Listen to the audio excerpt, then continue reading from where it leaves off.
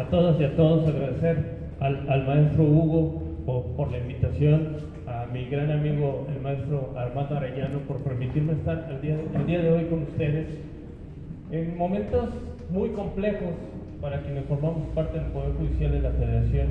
Y ahorita quisiera platicar de manera muy breve de esos aspectos, pero también agradecer no solo por la invitación, sino por el honor de estar aquí con dos personas con las que yo veía de lejos en algún momento de mi vida profesional. Rápidamente les cuento que hasta hace 3 años y medio yo era un abogado postulante y acudía mucho a la Junta de Conciliación y Arbitraje de Tlalnepantla, donde estaba hoy el juez Falcón, y yo lo veía de lejos y decía: qué gran persona, qué gran abogado, un excelente laboralista.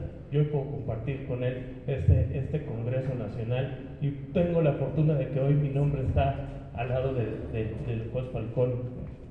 Es un honor, pues, al igual que el doctor Altamirano. Y dicho lo anterior, les voy a platicar por qué escogí este tema. La sentencia definitiva como el acto que pone fin al proceso laboral, pero es aquel al que no deberíamos de llegar, justo por lo que comenta el doctor Altamirano. Si la mayoría de los conflictos laborales pudieran solucionarse por medio de la conciliación, ¿qué necesidad tendríamos de la sentencia? Pero además, al día de hoy se nos está vendiendo un discurso de que este acto jurídico procesal que pone fin al proceso es muy sencillo. ¿Qué de difícil puede ser dictar una sentencia? Y esa es la pregunta con la que yo quiero empezar el día de hoy. ¿Será fácil dictar una sentencia? Tal vez llevarnos la noción de hacia dónde va el proceso pudiera irse construyendo acto con acto, con la demanda, con la contestación, con la réplica, la contrarréplica, con la admisión de pruebas, con si fue posible prepararla o no, con si fue posible desahogarla o no, y la valoración que le vamos a dar justamente en este acto procesal. Y una vez analizado lo individual en su conjunto, qué certeza o no tiene el juzgador respecto de lo que va a decidir. Por eso creo que este tema queda perfecto con lo que estamos viviendo al día de hoy, porque además el establecer lo relativo a una sentencia en cuanto a sus aspectos meramente formales y pasando a las cuestiones de fondo impacta totalmente en la sociedad mexicana. Yo soy un convencido de que quienes nos dedicamos a la administración de justicia tocamos vidas en muchos aspectos. Tocamos la vida de la persona trabajadora cuando condenamos a su patrón que lo despidió injustificadamente a que le repare el daño que le ocasionó ese despido, y que también le va a dar una garantía de poder solventar aquellas obligaciones que tiene para el bienestar de su familia. Pero también hacemos justicia para aquella persona empleadora que se vio abusada por parte de trabajadores, porque hay que reconocer, decía el doctor Altamirano hace unos momentos, aquí venimos a decir las cosas como son. Y sí, aclaro una cosa, de repente me voy a quitar el cargo para poder platicar con ustedes algunas cosas. Pero es cierto, hay trabajadores que pretenden abusar de las personas empleadoras, y para eso también estamos en el Tribunal Laboral. Es muy importante que ustedes sepan que el día de hoy quienes ejercemos este honroso cargo de ser personas juzgadas en materia laboral, lo que no queremos y no vamos a permitir es que se nos venga a engañar a nuestros tribunales. Justo por eso el doctor Altamirano decía algo muy cierto: el principio de veracidad y de realidad. Apeguémonos y no olvidemos que ya la Ley Federal del Trabajo contempla algo que se llama acciones notoriamente improcedentes, y en lo cual se busca erradicar justamente que se nos venga a engañar a los tribunales. Más que hay que aprendernos 182, primer párrafo, las facultades que tiene el juzgador para cuestionar. Y entonces A veces cuando el abogado ya no le alcanzó ese aleccionamiento hacia los testigos, hacia su propio cliente, ¿quién creen que entra? Pues nosotros, a tratar de dar claridad al proceso. Y recordemos que nuestro principal objetivo es obtener la verdad dentro del proceso y actuar en consecuencia, decidir en consecuencia.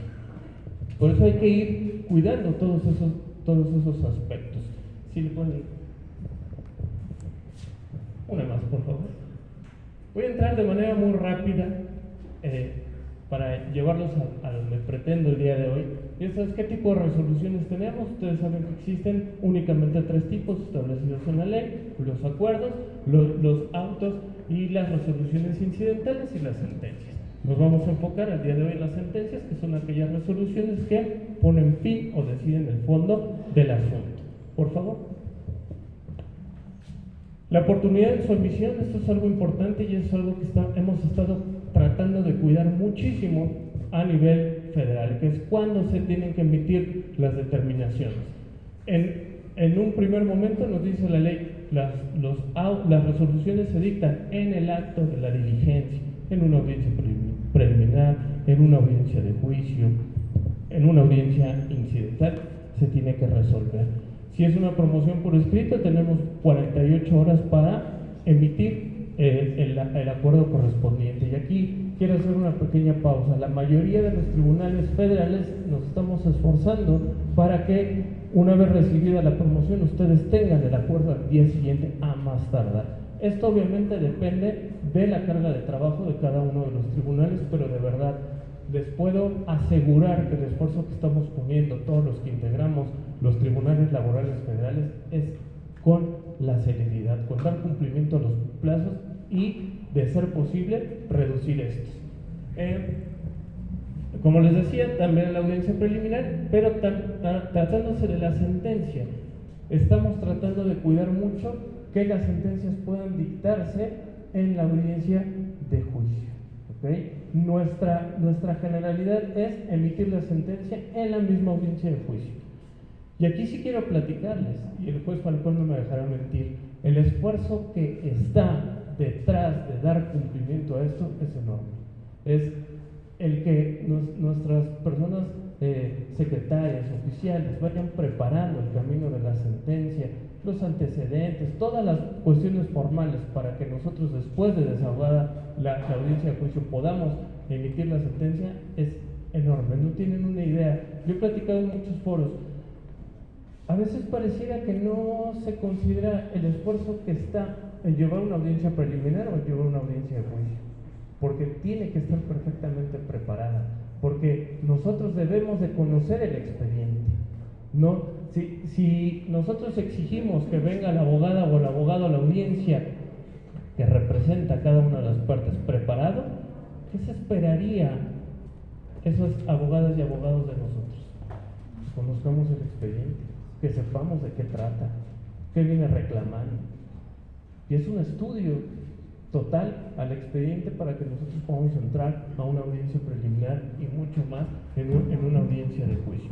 De manera excepcional, el dictado de la sentencia dentro del término de 5 días. También, con mucho orgullo y satisfacción, les digo que en la mayoría de los casos nos paramos al día 5.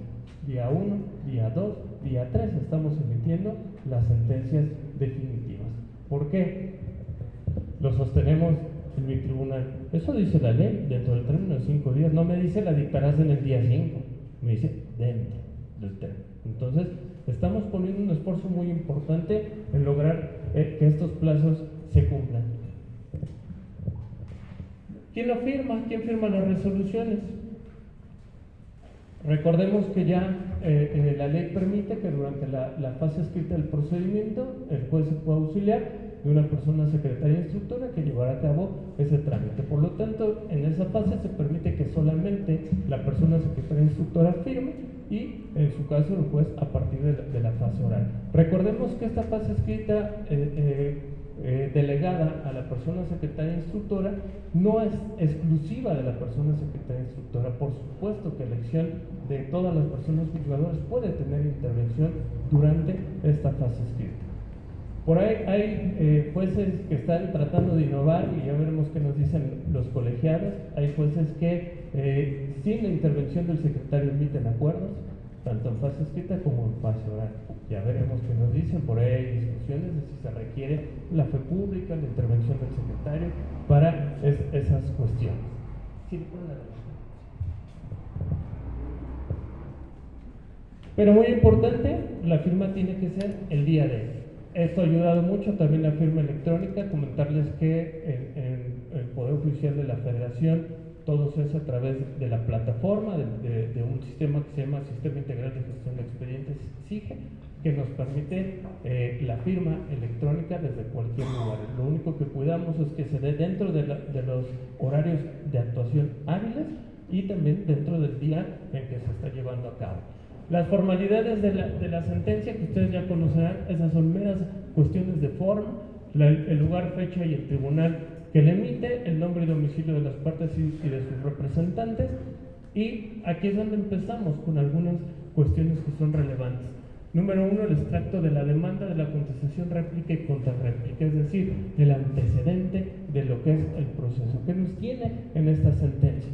Pero además debemos empezar a señalar de manera clara y precisa cuáles son las peticiones de las partes, si es que solamente viene la parte actora reclamando, si es que hay una reconvención, pero tenemos que empezar a fijar cuál es el conflicto y cuáles van a ser los hechos que están en controversia. Recordemos que una de las fases de la audiencia preliminar es fijar los hechos no controvertidos. Por lo tanto, única y exclusivamente lo que va a quedar sujeto a prueba son hechos controvertidos que serán materia de análisis y de valoración en la sentencia. Todo lo que ya se fijó como un hecho no controvertido se tiene por acreditado y así se considera al momento de dictar la sentencia.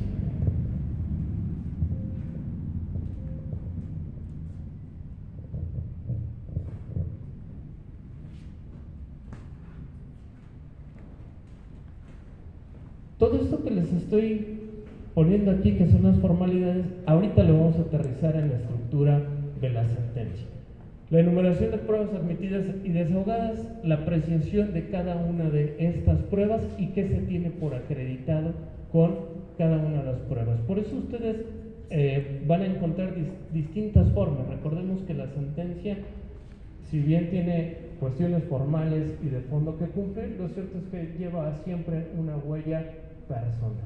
Siempre la persona juzgadora es la que decide qué, cómo y qué bonito o qué tan feo quiere que sea, ¿no? Uno procura que se vea bien, que sea agradable a la lectura, pero cumpliendo obviamente con estas cuestiones.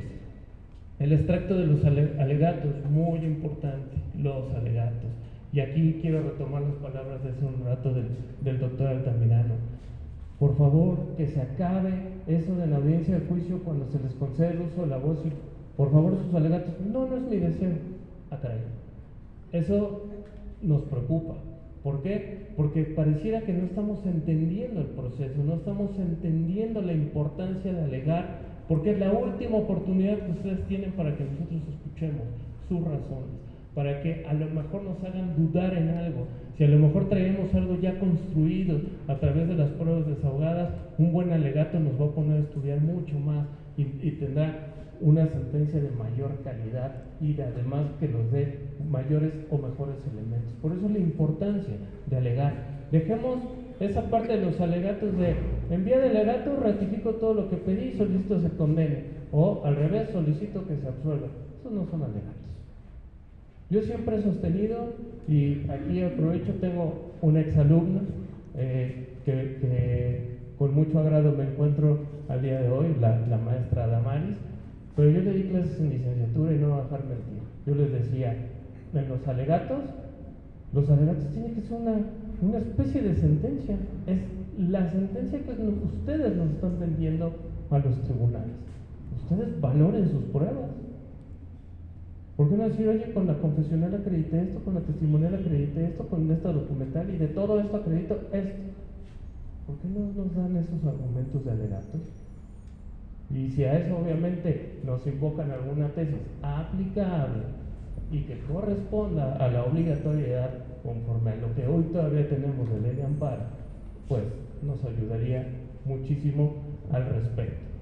Y a partir de ahí ya empiezan las cuestiones de fondo, las razones de legalidad, de equidad, de jurisprudencia y doctrina que van a servir de fundamento a la sentencia. Esto es el fondo de la sentencia. ¿Cómo vamos a resolver o qué elementos vamos a considerar para resolver y para concluir con los puntos resolutivos? Otras generalidades, muy importante, el señalar con precisión el salario base que servirá para las condenas económicas que se impongan, la obligación que tenemos como tribunales laborales de cuantificar esas prestaciones, de hacer líquida la condena que se imponga, siempre que tengamos elementos para ello. Hemos procurado, al menos a nivel federal, que no existan sentencias en las que dejamos usar los derechos para los incidentes de liquidación. Tengo elementos, de una vez cuantifico. Y no únicamente porque a veces pareciera que cerramos todos los conflictos laborales a los conflictos obrero-patronales. Recordarles que a nivel federal tenemos todo lo relativo a la seguridad social. Y entonces, por más que el IMSS cuando nos contesta nos dice, solicito que abras el incidente de liquidación para cuantificar pensión, no. Facultades oficiosas, requiero hojas de certificación de derechos, me meto a la plataforma IMSS, Poder Judicial de la Federación, obtenemos salarios bases de cotización, nosotros promediamos y ¿qué creen? Se van con su condena, con su pensión cuantificada desde el tiempo que sea, ¿ok? Porque lo menos que queremos como tribunales federales es que ya que te llevas 3 o 4 meses de juicio, ahora espérate el incidente, en lo que también te resuelve tu amparo, etc. Nosotros ordenamos desde ese momento lo necesario para materializar el derecho a la pensión, sin importar que el instituto a veces mañosamente nos niegue salario base de cotización, no cumple sus cargas procesales a ese respecto. Para eso tenemos nosotros todas las herramientas al día de hoy que nos permiten dar cumplimiento a esta cuestión. Y algo que ustedes ya se saben, todas y todos los que son laboralistas nos lo sabemos de memoria, ¿no? Porque cuando tenemos la necesidad de ir al amparo, ¿qué decimos? Violación al 840, 841 y 842. ¿Por qué? Porque la sentencia no se dictó a verdad sabida, buena fe guardada, ni apreciando los hechos en conciencia. Entonces, violenta el 14 y el 16 constitucional. ¿Sí o no? Y entonces, el 840, 841 y 842 son la Biblia para los amparos. Pero debemos de entender que esto tiene, si bien es cierto, es el sustento de todas y cada una de las sentencias que se tienen que dictar al momento en que ustedes tienen que reclamar la violación, algunos de esos aspectos tienen que argumentar en qué violentamos. Hay algo en lo que nos fijamos nosotros mucho, que es de qué manera no violento el derecho de las partes, tanto autora como demandada. Y ustedes podrán pensar, si ni estudió este juez ni sabe, ¿no? Este juez qué cochinadas me dictó acá, ni sabe qué está argumentando, ni sabe qué me está violentando, no me dejó, no me estudió X cosa o Y cosa. Créanme que cuidamos esto. Nuestra forma de pensar al momento de dictar una sentencia no solo es resolver conforme a derecho, conforme a los principios de equidad y con base en los criterios que nos son aplicables, sino también la forma en que el tribunal colegiado no nos va a revocar nuestras sentencias. No sé cómo sea en el Estado de México, pero les cuento algo. A nosotros, cuando somos examinados por parte del Consejo de la Judicatura Federal para efectos de lo que hasta el día de hoy se conoce como la ratificación en el cargo, nos contemplan todas las sentencias que dictamos y en cuántas se concedió el amparo. Cada sentencia nuestra que es revocada por un amparo son puntos menos para nosotros. Y eso significa puntos menos para nuestra posible ratificación. Entonces, con base en esto, quiero decirles, nosotros no dictamos sentencia por dictarlas, no dictamos sentencia sin analizar. Lo hacemos con miras en hacer justicia, en que está pegada a derecho, pero también administrativamente tenemos que cumplir. Al día de hoy, en la Ley Orgánica del Poder Judicial de la Federación, hay una causa de terminación del cargo. Y si no me recuerdo, la fracción primera o la fracción segunda, que dice, por notoria ineptitud. ¿Y qué creen que es esa notoria ineptitud? Esto, la revocación de sentencias. Entonces, de eso se trata en el Poder Judicial de la Federación, el dictar una sentencia que cumpla con todo esto. Pero tengo que hacer un pequeño paréntesis. A veces los colegiados nos dicen, híjole, ¿qué crees? Que te voy a conceder un amparo porque condenaste a 48,500 pesos. Y eran 48,500 o no. Entonces, dejas sin efectos la sentencia, te dejo en aptitud para que reajustes tu cuenta. Oye, pero en el fondo no me lo tiraste. No, el fondo está perfecto. Nada más te faltaron 2 pesitos. Y ya es un punto menos para nosotros. Por más que se ha peleado entre el Consejo de la Judicatura Federal que se establezca una modulación en estas cuestiones, no se ha logrado, pero bueno, eso nos invita hasta hacer cuentas bien. Y eso juego en algunos foros diciendo, tú si eres abogado pensando que no ibas a tener matemáticas, no le entres a laborar, ¿no? Porque acá tenemos que hacer. Y hasta andar calculando fechas y es todo un tema que ustedes ya conocen perfectamente. Apreciando los hechos en conciencia, la buena fe guardada, esa buena fe que debe de tener el tribunal, pero también es parte de lo que ustedes nos dan. Y a mí créanme que me ha ayudado mucho el haber sido litigante hasta hace algunos años, porque he entendido esa parte de no engañar al tribunal. En la medida en que ustedes sean más claros, más concretos, más congruentes con lo que piden, pues en la medida en que el tribunal se puede enfocar a lo que debe de ser. Yo a veces no me explico esas demandas maratónicas en las que nos explican casi desde qué año nació el trabajador, cuándo se casó, cuándo entró a trabajar, cuántas capacitaciones, para decirnos 8 años después, me despidieron. Ok. Entonces, el problema concreto, ¿cuál es? Que te despidieron. Limítate a eso. De además, dejen de complicarse el despido. Cada vez se lo complican más. Entre más cuestiones le metan al despido, más complejo es. Obviamente, respetando cargas probatorias, ¿no? O cargas procesales. No nos sujetamos a reglas o formulismos sobre estimación de las pruebas. Recordemos que esta materia es de libre valoración de las pruebas, siempre y cuando fundamentemos y motivemos por qué le estamos adjudicando cierto valor a las pruebas y expresar los motivos y fundamentos en los que se apoyan.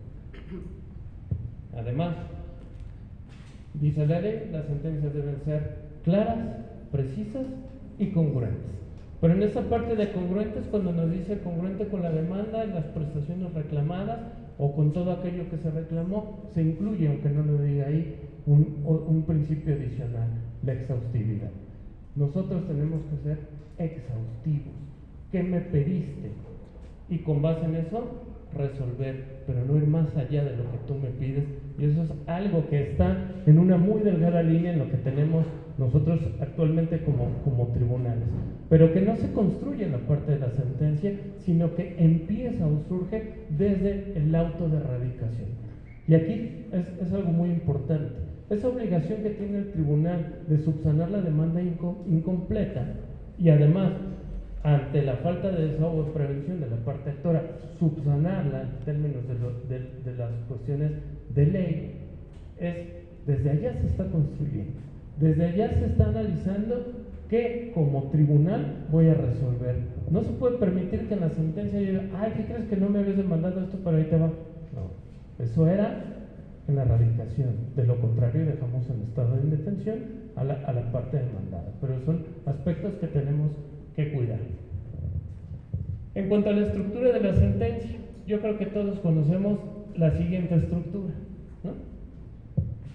Desde la licenciatura, desde grandes procesalistas, Ovalle Favela, Cipriano, etcétera, que nos decían, la sentencia tiene 3 grandes apartados, ¿no? Resultando, considerandos y resolutivos. Y así veíamos esas sentencias en las cuales se iba construyendo sin mayor orden. Sabíamos lo que contenía esta parte, y a lo mejor Aquí para no perder, ya que vi a una alumna, pues me dieron ganas de regresar a la clase, ¿no? Entonces, ¿qué veíamos en los resultantes? ¿Qué se pone en los resultantes? Y no es examen, no hay puntos. El resumen o el extracto, los antecedentes. Y en los considerandos, ¿qué incluíamos? La argumentación, la competencia, ¿no? Y decía, 1 romano, 2 romanos, y se iba haciendo así hasta pasar a todo lo que se tenía. Y en los resolutivos, a mí me lo enseñaron en la escuela, los resolutivos es el resumen de los considerados, punto, ¿no? Es la precisión de esa parte. ¿Cómo lo estamos haciendo el día de hoy? E insisto, esta es una cuestión meramente personal. Esto es cómo cada una de las personas juzgadoras lo quiere hacer. Yo he visto varias sentencias de varios de mis compañeros, de varios extitulares, de la jueza Juanita, del juez Ordóñez, del juez Morales, etcétera, en los que cada uno va adquiriendo ciertas formas para llegar a lo que tenemos al día de hoy.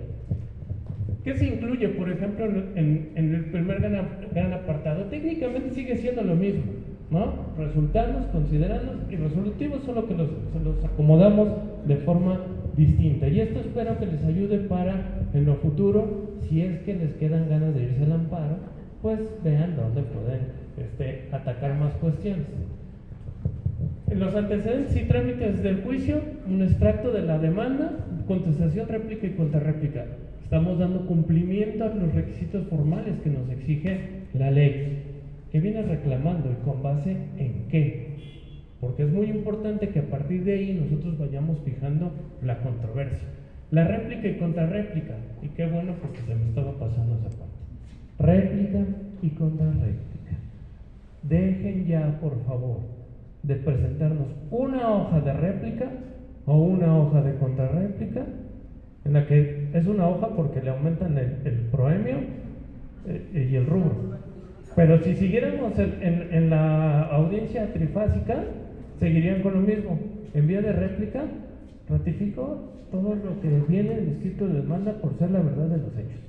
Y en contrarréplica, ratifico todo lo que pusieron en el escrito de contestación por ser la verdad de los hechos. Dejen esos argumentos. Ocupen la réplica. La réplica es para que ustedes nos hagan notar cuestiones que a lo mejor no observamos en la contestación a la demanda o en la propia demanda. Argumenten contra la demanda y la contestación. Para eso está. Ofrezcan pruebas de ser el caso. Objeten pruebas. Pero aprendamos a objetar pruebas. Es algo que he sostenido en muchos foros. La objeción no es objeto en términos generales las pruebas en cuanto a su alcance y valor probatorio. Ya lo dijo la Corte desde hace muchos años. Aspectos de valoración de pruebas no son objeción. Y por lo tanto, están perdiendo la oportunidad de argumentar y de objetar las pruebas del contrario.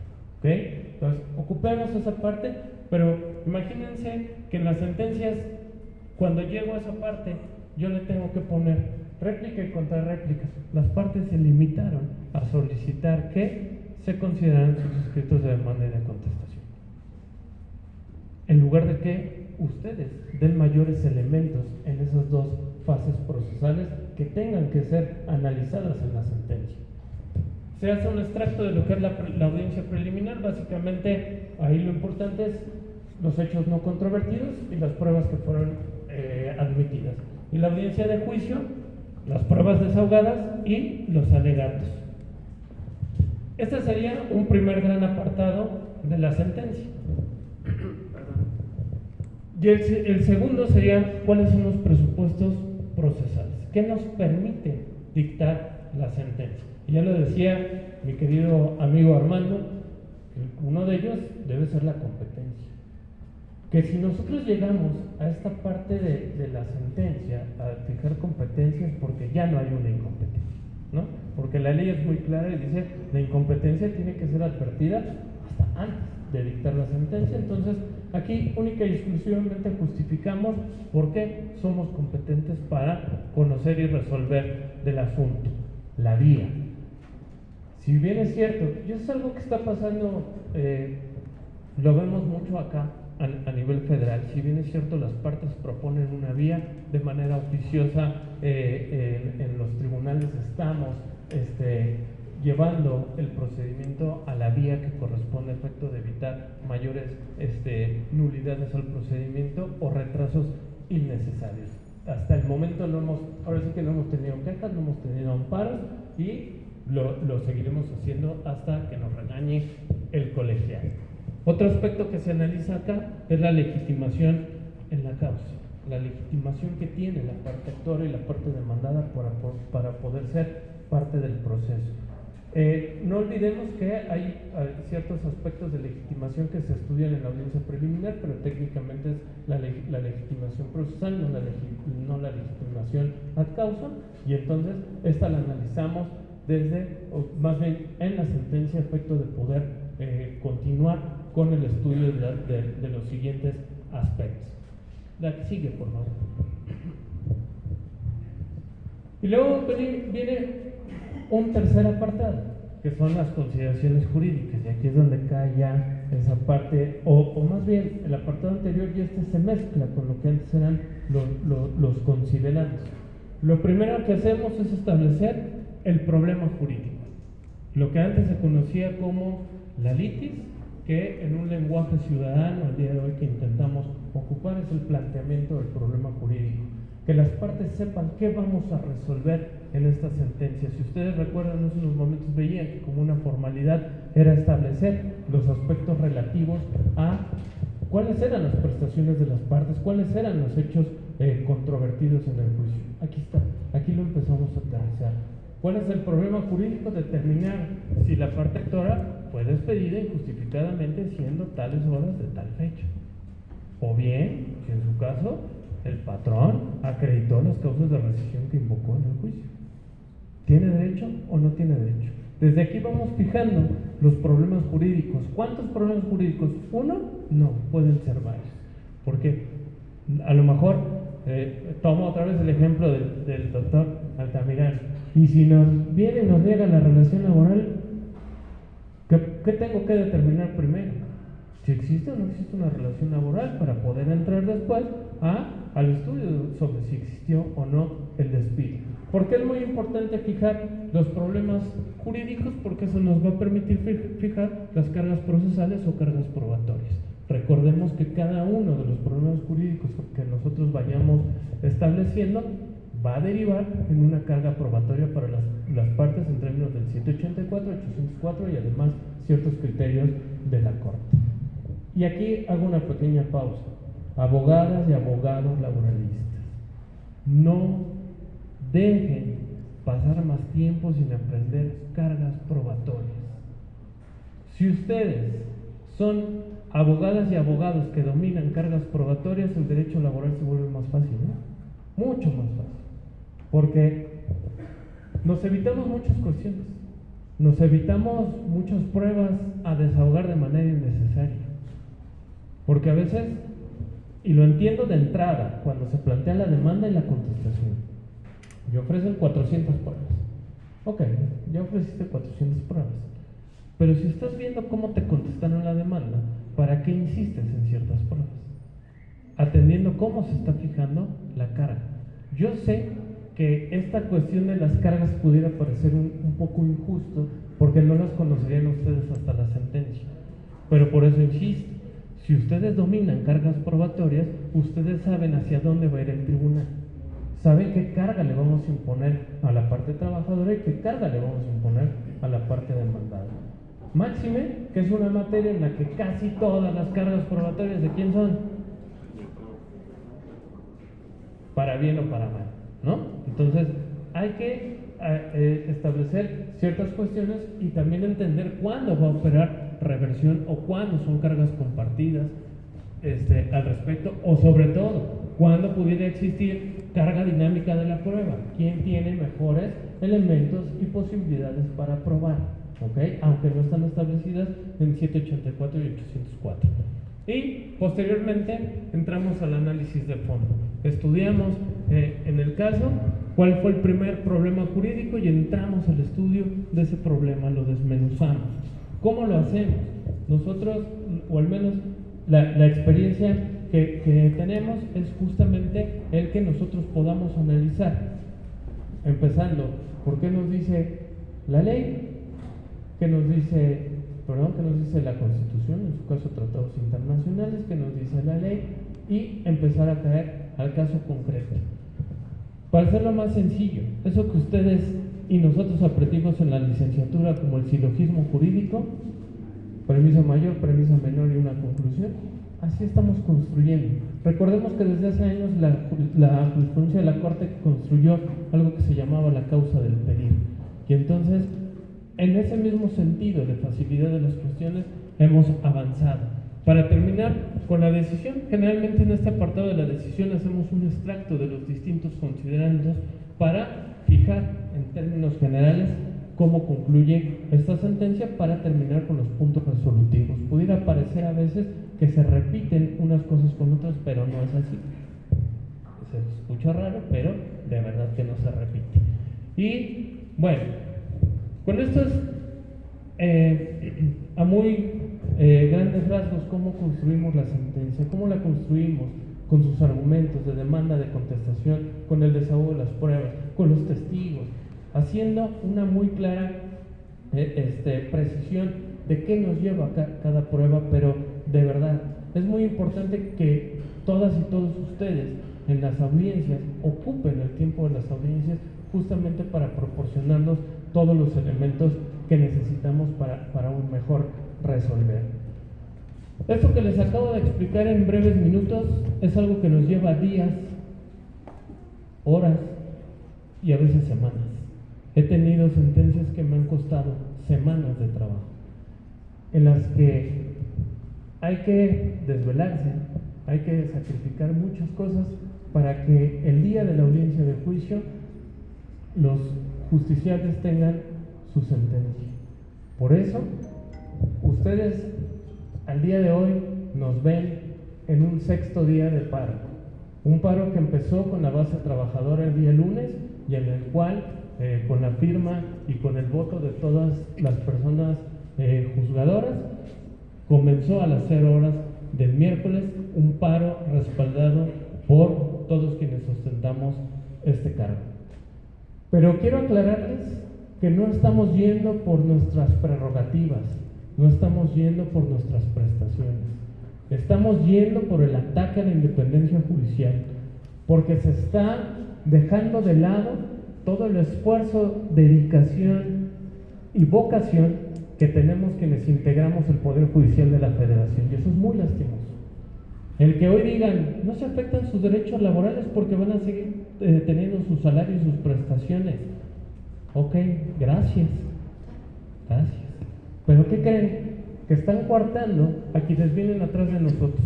Yo soy un afortunado que gané un concurso de oposición para ser juez federal especializado en materia de trabajo. Pero ¿qué creen? Atrás de mí hay miles de personas que incluso no tuvieron la suerte que yo tuve. Les cuento, yo tuve la fortuna de solamente ocupar 2 cargos en Poder Judicial: secretario instructor y juez federal. Yo me salté 2 cargos, pero me salté 2 cargos porque entré directo a uno, porque concursé para uno y después de dos concursos gané un concurso. Pero hay quien entró desde chofer, desde intendente. Hay quien entró desde oficial y ha ido subiendo en la carrera judicial: oficial, actuario, secretario, jueces y magistrados. Hoy se nos está vendiendo que no hay violación a derechos. Sí la hay, por supuesto que la hay. Esos oficiales que están al día de hoy, esos actuarios y esos secretarios que no tuvieron mi fortuna, ya no pueden acceder al cargo de jueces y juezas federales, con esfuerzo y con dedicación. Ahí está mi familia. Pregúntenles cuántas veces me ven. Pregúntenles a cuántos eventos falté para estar estudiando, para estar dedicándome a que todas las personas tengan su audiencia el día lunes, tengan su sentencia el día lunes, cuántas veces no me he dormido a mi hora con tal de cumplir con esto que yo le llamo vocación. Aquí está el juez Falcón. Si no es vocación a la, administración de justicia, yo no sé qué sea. Pero Quiero que tengan muy claro ustedes que esto no es un berrinche como nos han llamado, y que esto no se soluciona con sarcasmos, y que hay que tener la mente más amplia. Al final de cuentas, la justicia mexicana no es el derecho penal, Y hoy nos imputan a la justicia federal que se liberan delincuentes y que por eso estamos como estamos. Es fácil. A nivel federal, solamente el 20% de los asuntos son penales. Solamente. La mayoría de los casos son amparos. Y hasta ahora que tenemos los jueces de proceso, que somos los laborales, los mercantiles, los penales, más todos los órganos constitucionales. Por favor, les pido que nos apoyen, pero no que nos apoyen por tener los ojos cerrados. No existe el nepotismo en la forma en que lo dicen. Y yo me jacto de ser una persona que no tengo un solo amigo, un solo familiar en Poder Judicial de la Federación, y yo no logré el cargo por eso. Y ahí está, mi amigo a quien conocí. Y los dos teníamos la fortuna de haber entrado sin conocer a nadie. Entonces, ahí está, y es pública mi información. De verdad, el Poder Judicial de la Federación está para servirle al pueblo. Y es la última defensa que tenemos antes del autoritarismo y antes de que se caiga la vida democrática del país. Se cae el Poder Judicial de la Federación, se cae nuestro país. Es tal vez un poco alarmante la forma en que lo digo, pero es real. ¿Okay? Les agradezco la atención y esto no es fácil, se los juro que no es fácil, me costó muchos años entenderlo. Muchas gracias a todos.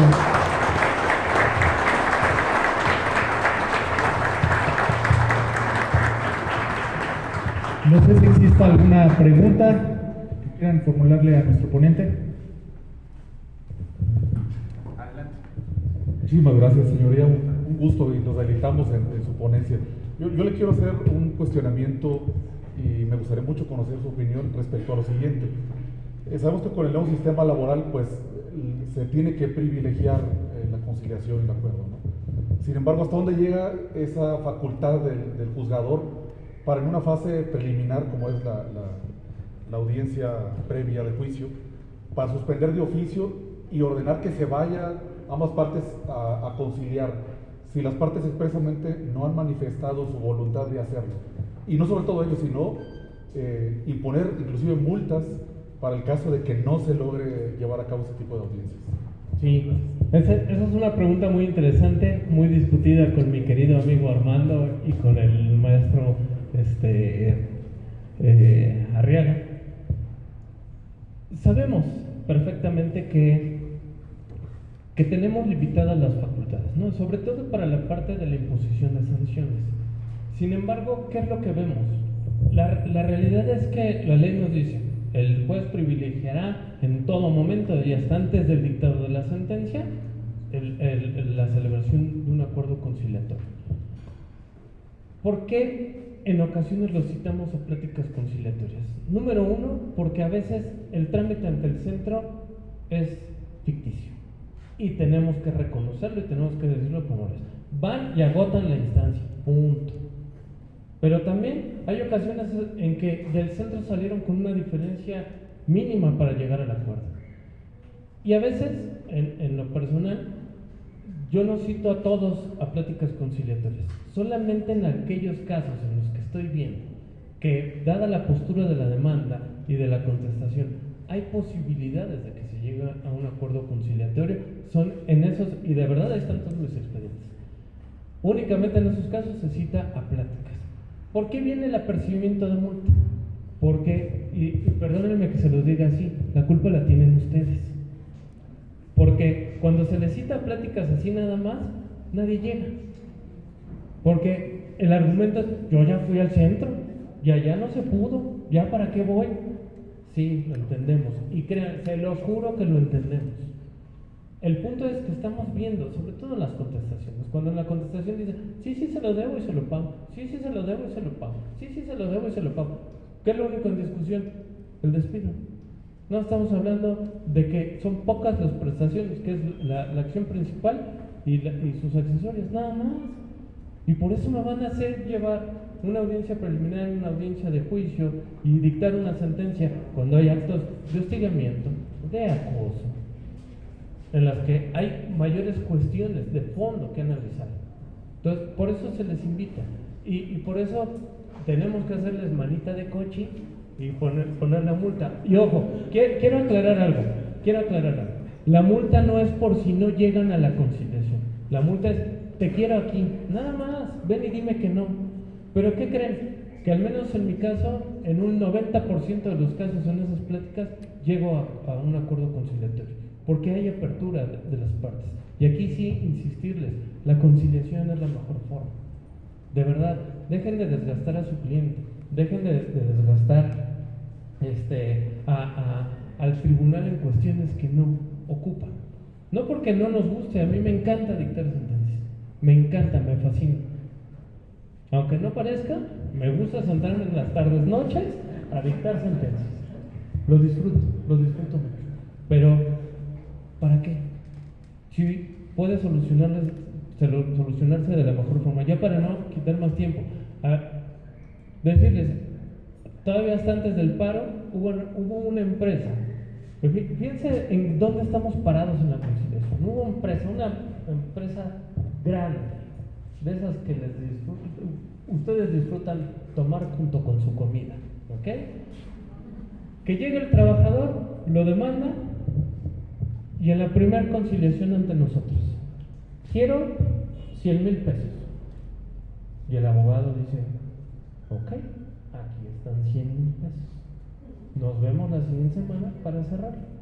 Siguiente semana, aquí están ya tus 100,000. Es que, ¿qué cree, Lick?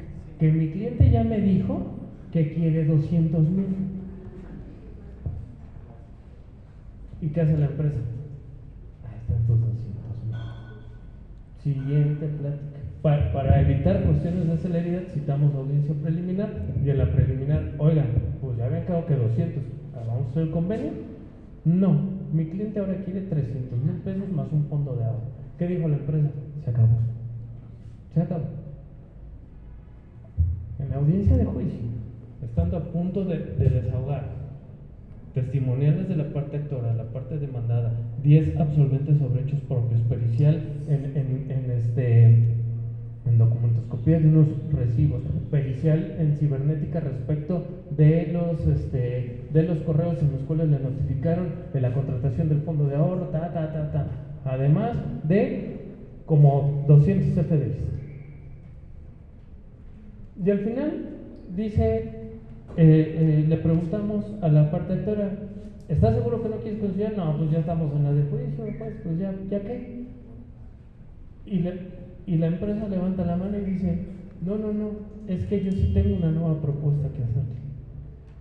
Le habían pedido 450,000 pesos y en la audiencia quedó, no hay parámetro, no hay razón de ser para que se le pague, pero la empresa ya no quiere absolutamente nada. Le pagó ese día 450,000 pesos cuando el ofrecimiento principal eran 100,000. ¿Y por qué les cuento esto? Porque el problema no era el trabajador. El problema fue muy notorio, creado por el abogado, en el que empezó a ver más y más y más y más, y se llevó con la suya. Yo creo que aquí, decía una vez más el doctor Altamirano, hay que dignificar la profesión, pero el dignificarla empieza con sostener la palabra. Y sostenerla desde el momento en que nosotros estamos planteando una posible conciliación. Y si ya habías pedido 100, que no era nada malo, atendiendo las cuentas que el propio tribunal hace, ¿por qué abusar?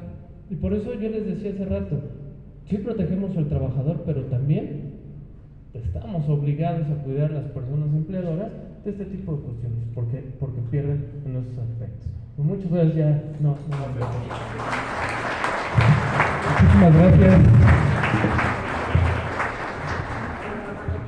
Yo iba a preguntar quién es esa para demandar.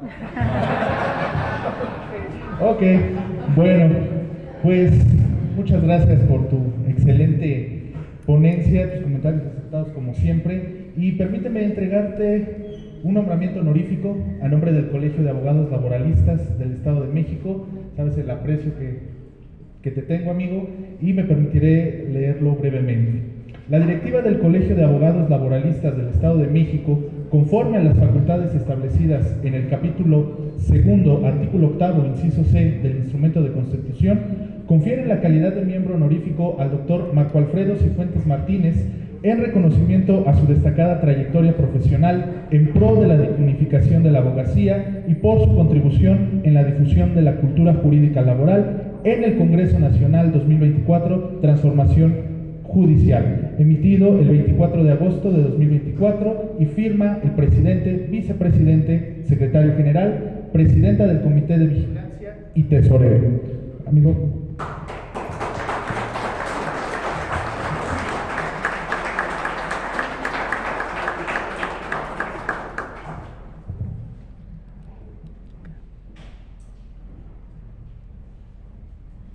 Y un pequeño presente.